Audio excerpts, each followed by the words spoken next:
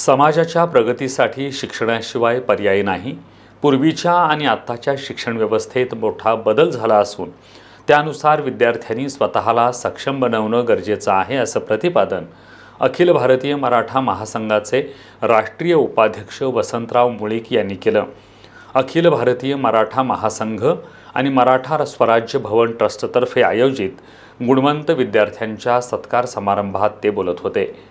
कोल्हापुरातील शाहू स्मारक भवन इथं या सत्कार समारंभाचं आयोजन करण्यात आलं होतं. या कार्यक्रमाला अखिल भारतीय मराठा महासंघाचे वसंतराव मुळीक, शिवाजी विद्यापीठाचे उपकुलसचिव डॉक्टर प्रल्हाद चाखले यांची प्रमुख उपस्थिती होती.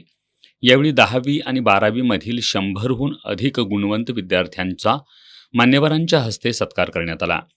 यावेळी बोलताना मुळीक यांनी मराठा समाजानं आरक्षणासाठी एकजुटीनं लढा देण्याची गरज व्यक्त केली.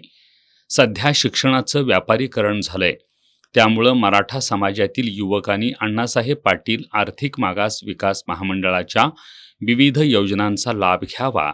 तसंच सध्याच्या शिक्षण व्यवस्थेतील बदलानुसार विद्यार्थ्यांनी स्वतःला सक्षम बनवावं, असं आवाहन मुळीक यांनी केलं.